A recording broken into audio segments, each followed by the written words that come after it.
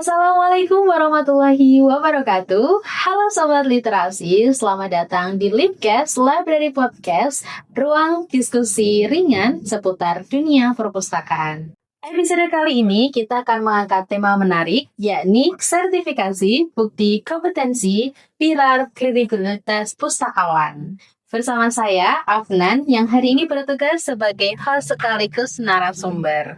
Saya tidak sendiri, teman-teman. Di sini sudah hadir dua rekan pustakawan dari Lembaga Layanan Perpustakaan Universitas Muhammadiyah Ponorogo yang baru saja menjalani sertifikasi. Ada Kak Yula dan juga Kak Septian. Oke, selamat datang Kak Rendra dan juga Kak Yula. Bagaimana kabarnya hari ini? Alhamdulillah. Kita baik ya, Mas Rendra. Alhamdulillah, luar biasa sehat ya. Oke, hari ini kita akan berbicara Kak terkait sertifikasi yang mungkin telah kita lakukan beberapa minggu yang lalu. Nah, barangkali dari Sobat Literasi di rumah ada yang belum tahu sebetulnya apa itu sertifikasi, khususnya untuk pustakawan, dan juga apa urgensinya, sampai nanti saya ingin menyinggung bagaimana pengalaman dan benefit yang dirasakan. Begitu ya. Oke, mungkin saya mulai dulu dari Kak Septian nih. Mungkin bisa perkenalan diri, Kak Septian ini siapa namanya dan juga kemarin ngambil klaster apa waktu sertifikasi. Oke, terima kasih pertanyaannya Kak Funani. Perkenalkan, nama saya Septian Dinaliana. Kemarin untuk sertifikasi saya mengambil klaster layanan khusus perpustakaan. Oke, klaster layanan khusus ya Kak Ya, Septian. Oke. Untuk Kak Yula, kemarin Kak Yula ngambil klaster apa nih Kak Yula? Oke, sebelumnya perkenalan dulu kali ya. Siap. Oke, mungkin teman-teman kalau yang sering ke perpustakaan mungkin sudah sering lihat saya Kak Iya, Bunan. betul. Ya, perkenalkan saya Yula, saya di bagian layanan pemustaka dan promosi perpustakaan. Untuk kemarin Kak Afnan, saya mengambil klaster pengembangan kemampuan literasi informasi. Oke, klaster pengembangan kemampuan literasi informasi. Oke. Oke, teman sobat literasi di rumah, sedikit informasi juga. Jadi untuk beberapa minggu yang lalu, kegiatan sertifikasi ini diambil oleh pustakawan UMPO. Itu ada 3 orang. Yang pertama ada saya sendiri. Kebetulan saya mengambil klaster pengembangan dan pengolahan koleksi. Kemudian untuk Kak Yula tadi ya, klaster apa tadi Kak Yula? Layanan pengembangan kemampuan literasi informasi, dan Kak Septian klaster layanan khusus pemustaka. Oke, menarik banget ya. Oke, kita masuk ke segmen 2 nih, Kak Rendra, Kak Yula.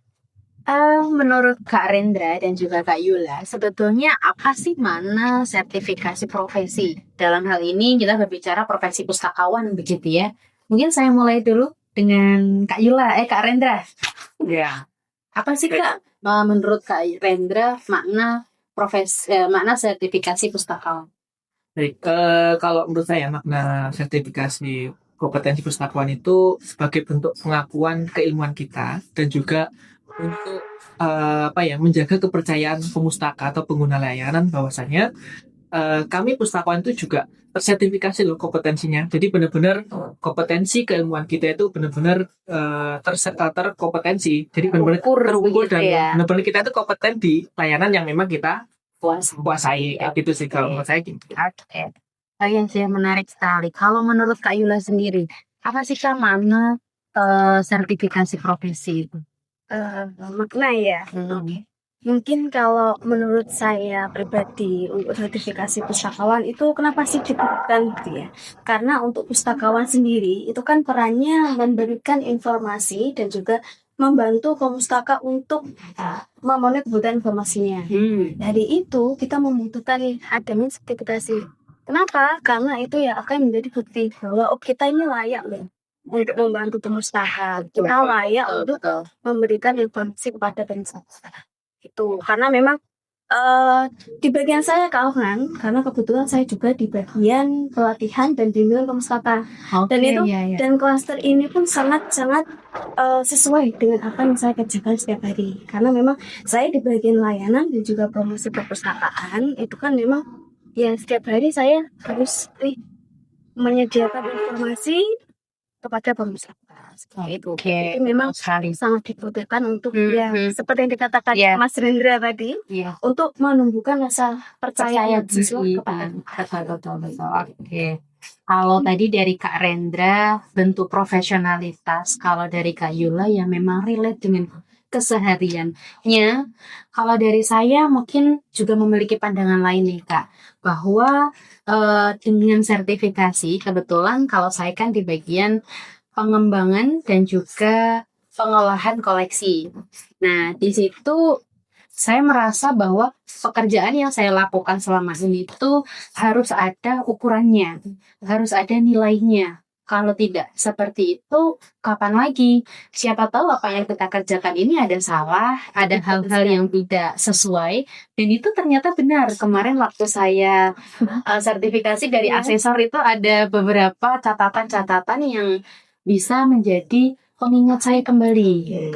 Kalau kata asesor saya kasih oleh-oleh gitu. Kan kemarin kita ada di Jakarta ya. oleh-olehnya Oleh-olehnya PR, betul PR. Iya. PR kalau pengadaan koleksi itu harus gini. Jadi itu menjadi pengingat saya. Dan setelah saya sertifikasi, saya juga merasa percaya diri, lebih Iya. percaya diri lagi, betul nggak? betul. Iya. Nah itu Jadi kayak kemampuan kita jadi lebih terstandar gitu kali ya. betul sekali. Tahu standar. Terakui juga. Iya, betul itu sih ya. Oke, jadi kalau saya boleh simpulkan juga bahwa pengakuan profesionalitas ini juga menjadi hal yang penting. Ya. Meskipun sebetulnya kalau kita berbicara pengakuan ya nggak harus semuanya itu diakui, betul ya nggak semuanya itu harus diakui. Ya. Yang penting kita ikhlas. Iya. Tapi sekali lagi, kalau misalkan tidak ada rasa trust gitu ya dari pemustaka ya,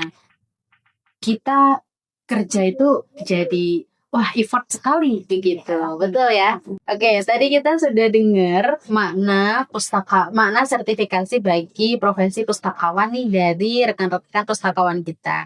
Nah, saya mau denger nih gimana pengalaman menarik Kak Rendra dan juga Kak Yula kemarin. Serunya ada nggak atau tegangnya ada nggak sih kemarin itu? Mungkin kalau saya lebih ke seru ya, karena kebetulan saya bertemu dengan asesor yang fun, yang ceria. Oh gitu. Ya. Cewek atau cowok nih Kak? Apa? Asesornya cewek atau cowok nih? Cewek alhamdulillah. Oh, Tapi iya. ya mungkin teman-teman kalau di bidang pustakawan pasti tahu lah beliau siapa. Adalah pustakawan yang ceria, full senyum, bahagia, dan selalu menebar senyum lah untuk semua orang. Oke, jadi asesinya jadi ikut Semangat itu ya. Ngerasa Oke. seru nih. Oke. Nah, mungkin untuk saya mulai dulu aja nih ke Kak Septian. Ke Kak Yula dulu ya. Saya ya excited banget. Kalau tadi sudah ketemu asesornya menarik, kemudian cheerful dan ceria gitu ya. Tapi ada masanya waktu persiapan portofolio kegiatan kemarin itu ada nggak sih Kak? Gimana pengalamannya waktu menyiapkan portofolio atau waktu pra kegiatan? Oke, sebenarnya kalau untuk melakukan sertifikasi itu kan prosesnya kita daftar dulu ya Kak. Oh ya, Selanjutnya kita menyiapkan berkas-berkasnya apa aja yang dibutuhkan untuk yang menunjukkan nih kita ini sebenarnya mampu loh, kita sebenarnya kompeten di bidang ini. Kita menyiapkan banyak portofolio Kak, Oke. sesuai dengan indikator yang sudah tersedia, indikator yang akan diukur. Dari situ sebelumnya setelah daftar kita siapkan portofolionya mulai dari portofolio saya sendiri, kemudian bukti pekerjaan apa yang sudah saya lakukan selama ini. Nah, itu menjadi nilai dari portofolionya. Itu yang menjadi dasar kita untuk berangkat ke Jakarta untuk asesmen mandiri. Pelaksanaannya kebetulan di Jakarta dan kita ke Jakarta 2 hari ya kemarin ya. 2 hari kita di Jakarta Kak. Kalau untuk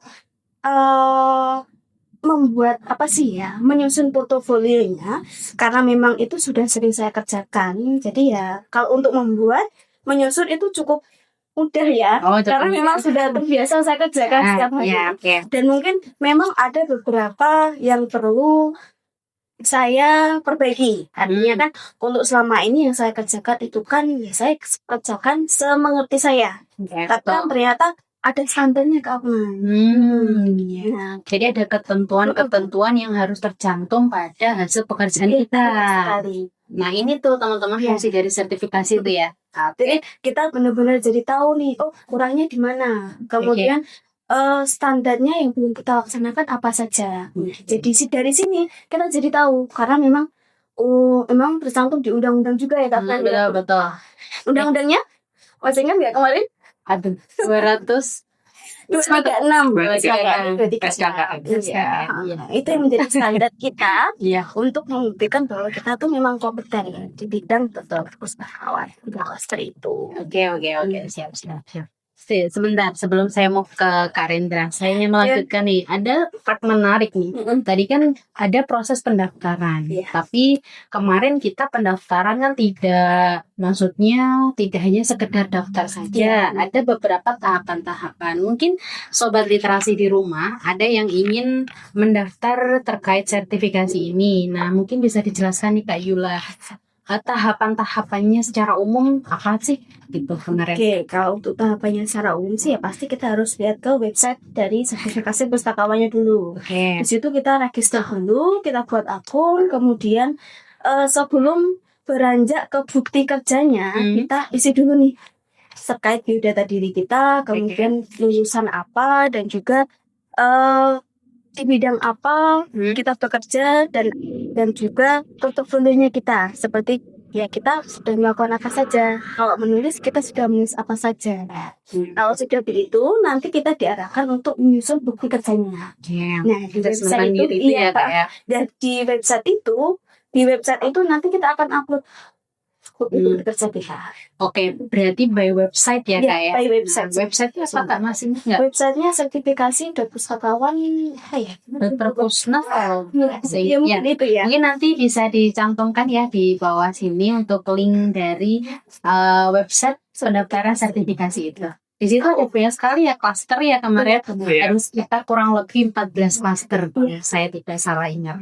Oke, berarti itu tadi ya Kak Yula ya, step by step yang harus dilewati kalau teman-teman, khususnya nih teman-teman pustakawan yang ingin mengajukan proses sertifikasi profesi. Gitu nanti mungkin bisa dicek-cek aja melalui website tersebut gitu ya. Oke, nah kalau tadi pengalaman menarik dari Kak Yula, sekarang saya ke pengalaman menariknya dari Kak Septian waktu asesi, waktu di asesmen di hari H.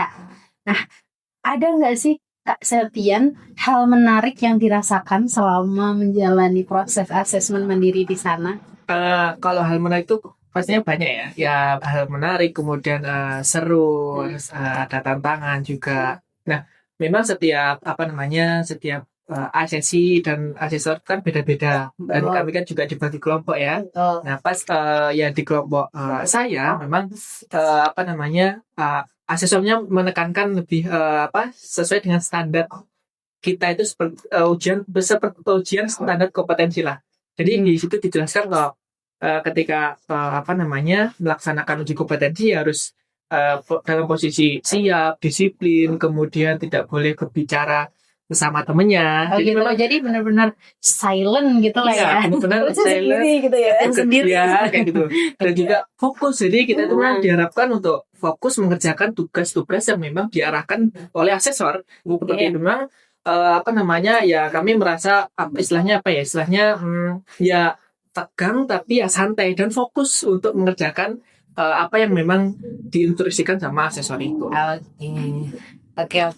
Tapi ada kendala nggak sih Karen selama asesi itu? Kalau kendala tidak ada ya, alhamdulillah berjalan dengan lancar. Kemudian instruksi-instruksi yang disampaikan oleh asesor itu bisa dikerjakan dengan baik. Ya itu tadi karena asesor menekankan visual fokus, kemudian benar-benar teliti, jelas dan detail dan sebagainya. Nah itu alhamdulillah kita bisa mengerjakan ya kompetensi yang memang diarahkan oleh asesor itu. Oke, jadi secara keseluruhan ada tegangnya, ada serunya, tapi alhamdulillah bisa dilewati. Begitu. Saya juga merasakan hal yang sama sih. Waktu awal-awal kalau boleh saya cerita, saya sempat sakit. Sakit ya? Sakit 1 hari ya? Betul. Jadi aku sakit itu pikiran ya Allah ini gimana. Apa yang kalau saya tuh kesulitannya waktu saya baca panduannya itu loh Kak. Iya. Jadi di situ kan indikator-indikator yang dicantumkan itu menggunakan diksi yang mungkin kurang familiar di kita gitu. Iya, benar-benar. Jadi harus kita memaknai sebetulnya dari indikator ini dan elemen ini itu bukti yang harus kita berikan itu bentuknya seperti apa. Nah itu masih abu-abu di saya. Iya, Nah Iya, benar. dari situ saya udah pusing gimana ya gitu. Tapi alhamdulillah kita sebelum asesmen ada namanya pra-asesmen ya Kak ya kemarin. Jadi waktu pra-asesmen itu kita diarahkan dari elemen-elemen dan juga indikator yang ada itu maknanya itu seharusnya disediakan bukti asesmennya apa aja gitu. Asesmen mandirinya apa aja, bukti kerjanya apa aja gitu. Jadi itu lebih membantu, sangat-sangat membantu ya. Oke, kemarin waktu persiapan dari proses pendaftaran sampai ke asesmen mandiri berapa hari sih Kak Septian? Kalau saya kemungkinan ya 1 minggu. Sekitar 1 minggu Sekitar ya? 1 minggu untuk menyiapkan itu. Jadi Iya, benar-benar benar. 1 minggu itu fokus untuk menyiapkan Menyiapkan. berkas, materi dan sebagainya. Iya, wajar sih ya kalau kemarin Kak Afnan sempat sakit karena memang kita harus dituntut untuk Iya. untuk menyediakan bukti kerja yang sesuai dengan klaster yang kita. Dan itu memang ya mungkin Tidak ini sedikit ya Kak ya. baru pertama juga buat kita. Baru Pikirannya pertama. juga agak nanti gimana ya. Betul, Apa yang betul banget. dirasakan Kak Afnan memang kita semua juga merasakan ya Kak Rendra ya. Iya. Kalau saya sampai sakit, kalau mereka nggak sampai sakit, masih kepala aja. Ya, bisa. Bedanya itu. Gitu ya mungkin ya. Oke, menarik. Tapi apa yang mungkin dirasakan setelah itu nih Kak Sep, Kak Yula? Lega? Setelah hari hebat sana. Iya, setelah dia sana. Oke ya, Iya, mungkin. betul lega banget. Terus pulang itu kayak wah, cair suasana itu kayak tenang.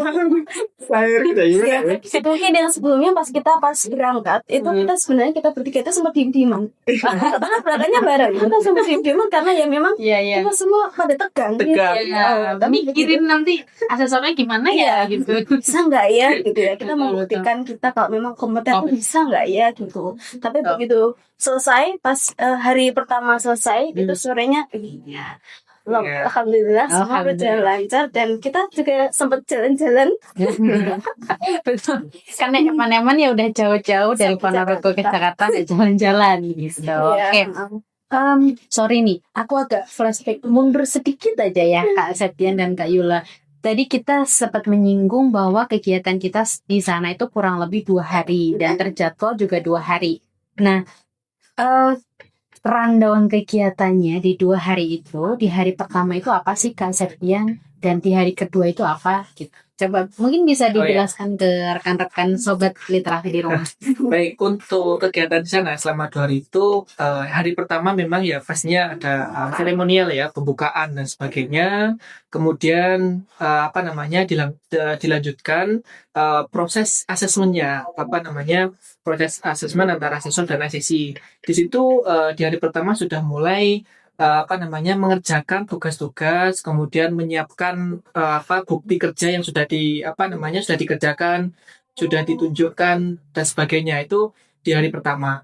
Kemudian di hari kedua juga melanjutkan tugas yang memang belum selesai dilakukan. Jadi memang ketika hari pertama itu belum selesai, ya tugas dari asesor itu bisa dilanjut di hari kedua seperti. Oke, kalau sudah selesai di hari pertama, hari kedua kita sudah free gitu ya. Iya betul. Jadi memang kalau memang di hari pertama itu tugas yang disampaikan oleh asesor itu sudah selesai, ya hari kedua kita sudah bebas, sudah free karena sudah selesai semuanya di hari pertama. Ya, mungkin sedikit berbeda dengan Kak Rendra ya. Tapi kalau yang saya itu yang di hari keduanya kayak ada sedikit wawancara gitu Kak. Oh iya, Sama ada asesornya. Jadi wawancara yang dimana kita membuktikan bahwa itu pekerjaan yang benar-benar kita kerjakan. Oke. Di hari kedua ada wawancara sedikit gitu dengan asesor. Asesor. Mungkin dari Kak Afnan gimana? Kalau dari saya kurang lebih hampir sama ya kayak Kak Yula. Jadi di hari pertama itu dimulai ini terlepas dari seremonial pembukaan ya. Jadi di awal itu dijelaskan rule-nya. Jadi hak dan kewajiban apa kita selama menjadi asesi. Iya. Kemudian dimulai dengan mengerjakan pekerjaan pengetahuan umum. Jadi mengerjakan ABCN gitu teman-teman. Jadi by teoritis. Ya. Nah, habis dari teoritis itu baru dihadapkan dengan selembar bukti-bukti fisik yang harus diadakan. Nah, kebetulan kalau di saya kan bukti fisik itu kan sudah kami siapkan sebelum kita berangkat. Tetapi ada beberapa yang belum lengkap. Nah, itu yang perlu dilengkapi di sana. Diberi arahan, dilengkapi. Nah, melengkapi ini ternyata juga nggak sebentar. Jadi kalau saya kemarin itu kegiatan di hari pertama itu belum selesai. Jadi hari kedua saya lanjutkan untuk bukti fisik. Nah, habis itu tapi di hari kedua itu bukti fisik nggak begitu lama, jadi saya tinggal ngeprint aja. Jadi ada ngeprint lagi di sana. Iya. Jadi bukti fisik yang kita udah siapkan print-printan dari kantor itu ternyata juga harus diprint lagi dari sana. Bukti bahwa kita udah mengerjakan lagi. Habis itu ya wawancara. Jadi di wawancara lagi apakah memang proses yang kamu berikan dalam bentuk tekstual ini memang benar-benar kamu kuasai, benar-benar kamu jalankan. Dari situ nanti asesor melihat, oh ini ada kekurangan, oh ini kamu sudah menjalankan atau sebagainya, gitu ya. Oke. Memang untuk wawancara itu ya Kak Afnan ya, mungkin setiap Kak Afnan sama Kak Rendra mungkin beda-beda ya rasanya, karena memang setiap asesor itu kan karakteristiknya Iya, ya mungkin itu yang sebenarnya kita bisa menjawab dengan mudah yang sudah kita kerjakan setiap hari. Karena mungkin dari suasana, dari asesor juga itu bisa menentukan jawaban dari kita. Betul nggak sih? Betul. Jadi kadang tuh pengen ngomong di kepala, pengennya ngomong A, ternyata waktu dilafalin ini ngomongnya B gitu. Jadi ya itulah warna-warni sertifikasi gitu ya. Oke, Kak Yula dan Kak Rendra, saya kan nggak tahu nih ya di bagian teman-teman di klaster teman-teman ini membahas tentang apa. Mungkin bisa saya mulai dulu dari Kak Yula. Kak Yula, kemarin Kak Yula kalau tidak salah mengambil klaster pengembangan kemampuan literasi informasi. Nah, di klaster itu apa sih Kak yang harus ada gitu? Oke. Kalau indikatornya ada 5 Kak Afnan. Wah, jadi banyak ya, cukup banyak. Tapi dari 5 indikator itu yaitu yang memang mewakili kemampuan itu. Jadi artinya kalau untuk yang di klaster saya, pengembangan kemampuan literasi informasi, itu indikatornya ada 5. Yang pertama melakukan identifikasi informasi, kemudian penelusuran informasi, evaluasi informasi, keempat analisis sintesis, dan juga yang kelima diseminasi informasi. Dari indikator itu, kelima indikator itu yang nantinya akan menunjukkan bahwa kalau saya ini memiliki kompetensi di bidang literasi informasi. Dari kelima tersebut harus semuanya. Dari kelima ini berkaitan nggak ya? Iya, pasti berkaitan. Jadi kalau saya lihat tadi kan ada kebutuhan informasi dan sampai terakhir diseminasi ya. Nah itu jadi urut gitu teman-teman. Jadi kalau di 5 indikator itu, kalau di indikator 1 saya nggak bisa melanjutkan ke indikator 4. Betul. Jadi kalaupun ada 5 indikator, 3 indikator saya bisa, kemudian indikator keempat saya nggak bisa, saya harus mengulang dari awal. Betul. Gitu. Jadi memang berkaitan dan tahapnya ini memang harus jelas banget untuk kelima indikator itu. Dan jadi memang di perpustakaan Umpus sendiri ini Kak Afnan kan memang sudah ada yang namanya program kelas literasi informasi. Oh iya, betul. Benar kan ya? Kita sudah jalankan sejak tahun 2017 dan itu kita yang dari hal itu menunjukkan bahwa kita tuh butuh yang namanya pustakawan dengan sertifikasi kelas literasi informasi. Jadi kita bisa dipercaya untuk pemustaka kalau kita tuh memang pantas melaksanakan kelas literasi informasi. Dan juga mulai dari penyiapan modul, kemudian persiapan kelas, pembuatan materi, evaluasi kelas literasi seperti apa, itu memang dibutuhkan dan juga semua tercantum di 5 indikator tadi. Oh ya, gitu. Betul. Sip. Good job nih Kak Yula ya. Kayak menarik banget dan panjang mungkin. kalau kita nggak jalanin, Iya, benar. kalau cuma denger aja pasti pusing. Pusing. Nah, Karena tapi memang- ya kalau misal udah suka, udah setiap hari jadi makanan, insya Allah oke gitu ya, semua gas bisa aja dijalankan, gitu ya. gitu. Nah, oke. Kalau dari Kak Septian, kalau Kak Septian ini kan ngambil klaster layanan khusus pemustakaan nih. Iya, betul. Kalau di klaster Kak Rendra apa nih yang harus ada? Kalau indikatornya kalau di layanan khusus perpustakaan itu, yang pertama itu ada layanan perpustakaan keliling, Oh ya, oke. kemudian layanan multimedia, kemudian yang ketiga yaitu layanan penuturan cerita atau storytelling. Oh, Jadi Mendongeng ya? mendongeng. Mendongeng. Jadi memang di layanan khusus ini itu yang tiga indikator itu yang memang harus ada. Oke. Dan juga di kampus kita di UMPU ini kita sudah ada layanan perpustakaan keliling. Iya, layanan ekspansif ya, kayak Iya, ekstensi. ekstensi. Istilahnya kalau di kami itu ngambil pustaka. Iya, Nah, itu makanya kemarin mengambil layanan khusus karena memang di kita sendiri itu memang ada layanan tersebut yang memang ya untuk lebih percaya aja nanti pemustaka atau mungkin sekolah-sekolah lain atau instansi lain yang ingin menggunakan layanan khusus perpustakaan yang salah satunya perpustakaan keliling kayak gitu. Jadi Oke, memang ada 3 ya. ya ada 3 terkait dengan layanan khusus perpustakaan itu. Berarti Kak Rendra juga bisa mendongeng ya? Iya, sedikit-sedikit bisa kayak gitu. Mendongeng. Pasti bisa. pasti bisa gitu. Kita semua memang untuk yang ambil pustaka ini kan kita semua menjalankan, tapi penanggung jawabnya Mas Rendra ya. Iya, betul. Iya. Jadi yang menjalankan terkait ngambil pustaka itu Mas Rendra dan jadi kita nanti kerjanya juga berdasarkan instruksi dari Kak Rendra. Ya, nanti siapa yang berangkat, nanti Iya. siapa yang bertugas untuk storytelling dan sebagainya nanti. Siap acaranya. Iya. Oke, menarik sekali. Mungkin kalau dari saya Iya, saya Kak kebetulan di bagian pengembangan dan pengadaan koleksi.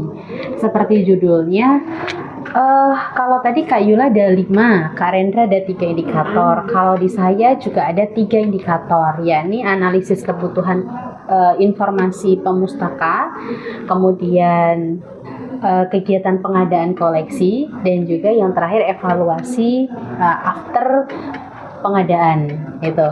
Nah, dari ketiga ini sama, jadi harus berkaitan. Tidak boleh misalkan kita hanya menyediakan asesmen mandirinya di poin 1 atau 3 aja, yang 2 nggak ada, itu sama aja pekerjaan kita lompat gitu, tidak sesuai. Jadi harus 1, 2, 3 itu. Nah, kegiatan ini pun juga yang sudah selama ini kita lakukan.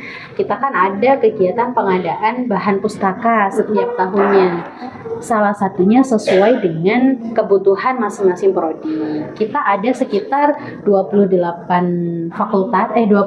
prodi dengan 8 fakultas kebetulan. Jadi masing-masing dari prodi itu kebutuhannya masing-masing. Dan kemarin itu ternyata saya juga baru tahu ada ilmu baru nih dari asesor, bahwa after kegiatan pengadaan koleksi itu sebaiknya dilakukan kegiatan accession list. Jadi bukti bahwa buku-buku yang sudah ada itu sudah kita olah juga. Jadi tidak hanya sebatas kita dapat atau beli di toko buku atau di vendor gitu ya, sudah cukup berhenti di situ aja, tapi juga harus terus diolah dulu, habis itu dilaporkan bahwa buku-buku yang kita adakan memang sudah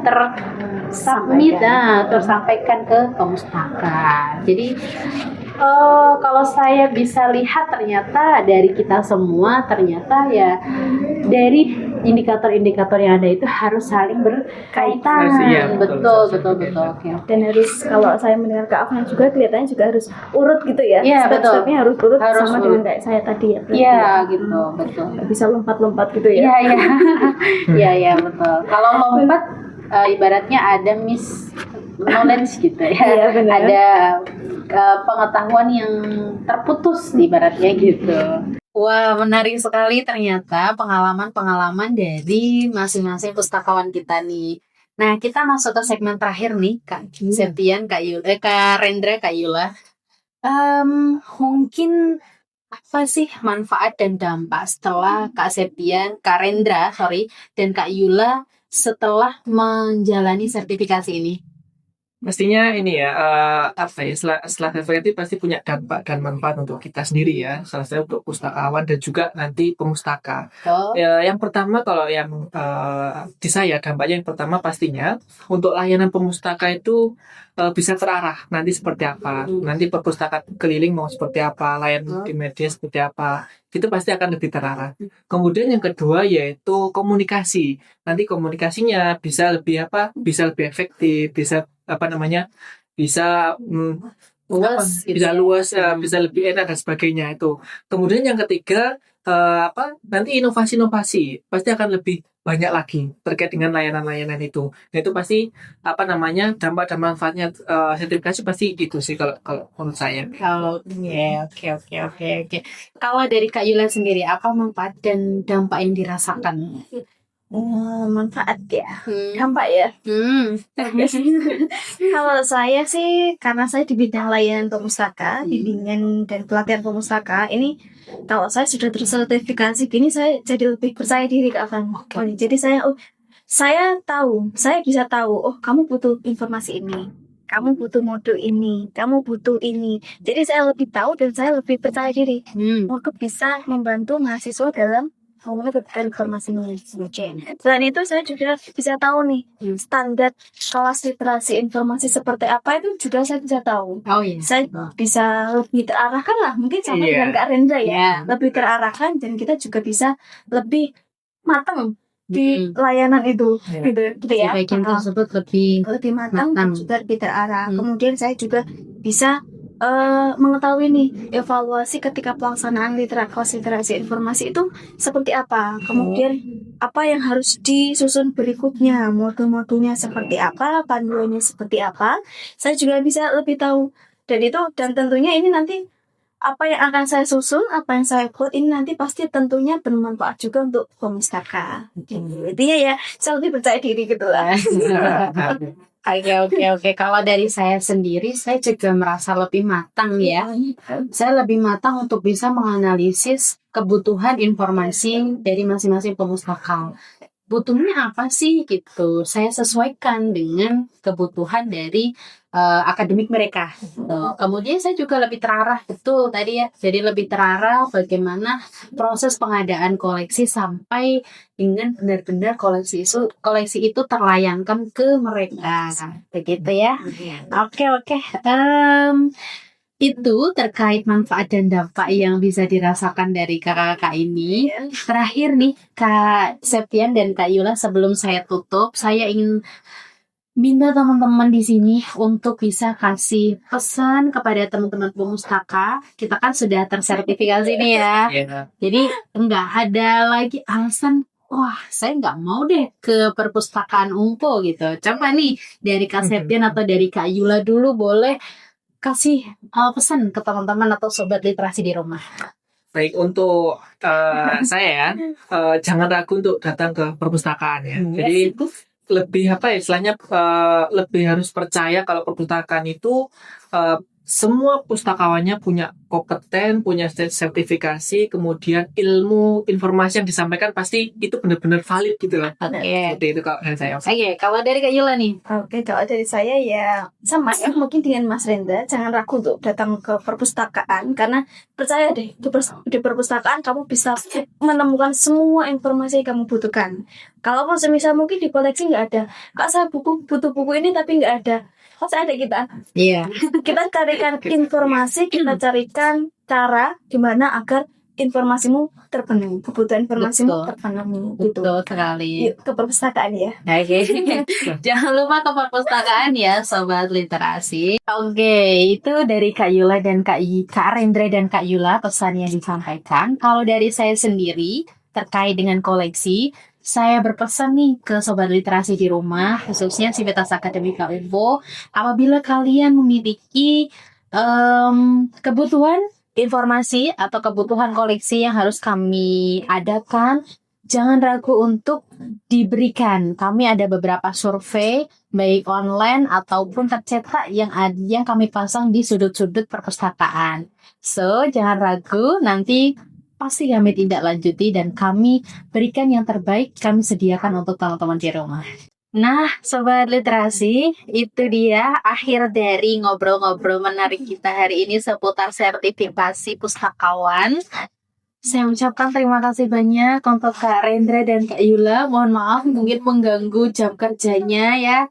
Semoga apa yang kita sampaikan hari ini membawa dampak positif untuk rekan-rekan Sobat Literasi di rumah. Terima kasih banyak. Terima kasih. Terima kasih. Jangan kapok ya ngundang kita. Siap, pasti. Terima kasih banyak, ngobrolnya menarik sekali. Saya tunggu gebrakan barunya, inovasi barunya untuk perpustakaan tercinta. Akhirnya kita berada di ujung acara. Terima kasih saya ucapkan kepada Kak Yula dan Kak Septian atas waktu yang telah diberikan. Semoga informasi dan juga pengetahuan yang kita bicarakan hari ini dapat memberikan manfaat untuk Sobat Literasi di rumah. Terima kasih, saya Afnan, saya akhiri. Wassalamualaikum warahmatullahi wabarakatuh. Library Unpul, stay young and creative. Bye.